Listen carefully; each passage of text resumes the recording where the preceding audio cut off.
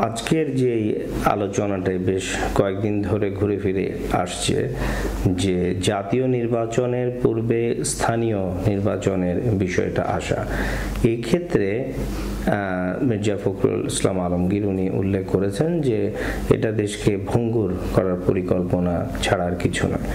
আসলে এখন সার্বিক যেই পরিস্থিতি, সেখানে জাতীয় নির্বাচনের অবশ্যম্ভাবী হয়ে দাঁড়িয়েছে এবং এটার রোডম্যাপ ঘোষণাটাও খুব বেশি প্রয়োজন।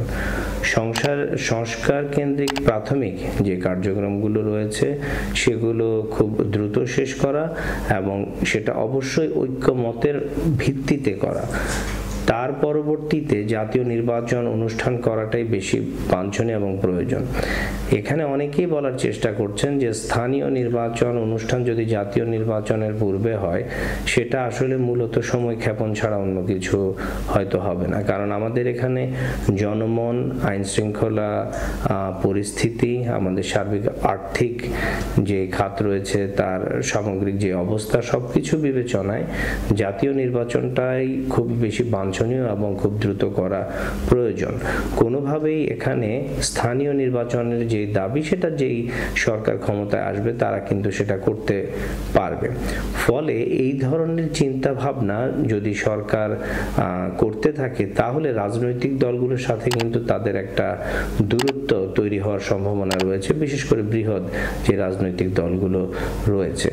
তো সেখানে আমরা চাইবো যে সরকার এই জিনিসটা যত দ্রুত অনুধাবন করে এবং বোঝা যাচ্ছে যে এই ধরনের কোনো সিদ্ধান্ত যদি নেয়, তাহলে বিএনপি সহ সমমন অনেক রাজনৈতিক দল কিন্তু মাঠের আন্দোলনে যেতে পারে। যেই জায়গাটা কোনোভাবেই আমাদের সামগ্রিক আইন শৃঙ্খলা পরিস্থিতির যে অবনতি, তাকে আরও সিচুয়েশনকে অবনতির দিকে ঠেলে দিবে এবং সেখানে বিভিন্ন মহল কিন্তু সুযোগ নেওয়ার চেষ্টা করবে, যার ফলশ্রুতিতে সরকারকে রাজনৈতিক দলগুলোর এই পালসটা বোঝা খুব প্রয়োজন।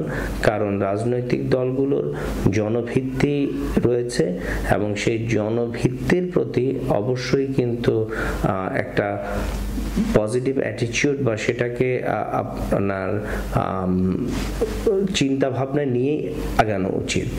তো এই জন্য সরকারের প্রতি আমাদের সকলের উদারত আহ্বান থাকবে যে তারা এই বিষয়টাকে অবশ্যই গুরুত্ব দিবে এবং অতি সত্বর জাতীয় নির্বাচনের রোডম্যাপ ঘোষণা করবে, যেটা আমরা বারংবার বিভিন্ন ফোরামে বলার চেষ্টা করছি। ধন্যবাদ।